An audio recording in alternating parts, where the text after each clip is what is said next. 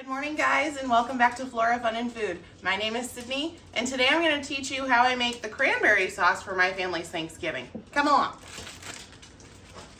All I'm doing right now is I'm going to rinse these cranberries off. Just run them under cool water for about 30 seconds, kind of smush them around in the bag. You'll be good to go. All right, once you have these rinsed, just dump them straight into your saucepan. Some of my favorite things about this recipe are, one, it's super easy. It's just dump it all in the saucepan, turn it on, let it boil, and then let it sit. Second of all, I got so many compliments on it this year at Thanksgiving. This is actually Black Friday. It's the morning after Thanksgiving, and my grandma has requested more. We went through the entire batch that I made, which never happens. So very excited to bring this to you. I'm very excited to make it again. Now I'm going to use the zest of one large orange.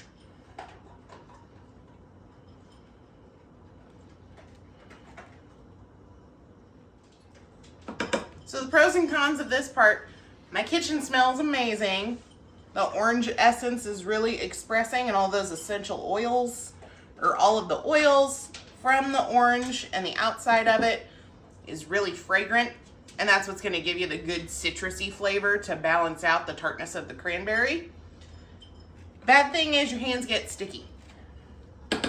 And when you're using a peeler like I am, while you can try and control it as much as possible, I have orange all over my countertop. Okay, now that I'm almost done, I'll also tell you another pro to doing it this way. All I needed was the orange zest. So now Austin gets a little orange for breakfast. Honey? Yay. Thank you. You're welcome. Okay, so this is what the entire orange zest looks like. And I'm using the smallest saucepan I have, so it looks a little full, but it's fine. Now the next thing to add, super simple, is orange juice, cranberry juice, and pure maple syrup. Make sure it's not, Hungry Man or Aunt Jemima or anything that you would put on pancakes. Typically, it needs to be pure maple syrup. I'll go ahead and start with the maple syrup since it's the stickiest. Hardest to open, honey. Sorry. I can't get it open. Thank you.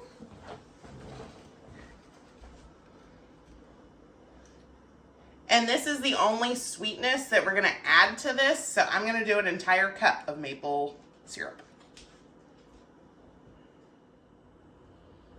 And that is 1 cup. I know it seems like a lot, but like I said, this is the only sugar, the only sweetness that's going to be added. And the recipe I'm using today, it's an adaptation of the one that I made for years. I typically use the Pioneer Woman or Ree Drummond, just her regular cranberry sauce recipe. But in our household, we've been trying to cut out added sugars. So typically this calls for 1 cup of cranberry juice and 3 tablespoons of orange juice. And that's how I made it every year. But this year I switched to pure cranberry juice and not cranberry juice cocktail. It still tastes really good with just cranberry juice cocktail. I'll advise you just use whatever you have. I still have normal cranberry juice cocktail in my pantry. But it tastes a little different with this, but in a good way. It's more, what would you describe it as, honey? It was more tart. You tasted more of the cranberry and it was less sweet. Mm-hmm. Like a processed cranberry. Yeah. I hate to use this term, but it tastes more whole. Yeah. It tastes... No, that works. Not that it tasted fake before, but it tastes more real. It tastes less sugary, I guess. And so you get more potent flavors of the ingredients that you're using. It tastes more homemade. So anyway, you can use a cup of cranberry juice cocktail if that's what you have. I'm going to use pure, so I'm actually going to modify it to about 2/3 cup. I'm actually going to finish off the bottle. And that puts us right at about 3/4 of a cup. And then the rest of that cup, I'm going to make up with the orange juice. Because the orange juice is still from cocktail, it's still from concentrate. So it's going to have a little bit more sugar in it than the cranberry juice.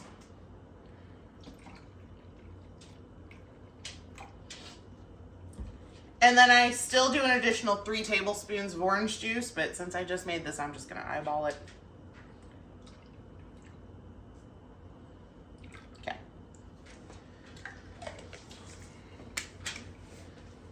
And all of your liquid gets cooked down on the stove anyway, so don't worry about messing up your measurements too much. Don't stress about it too much.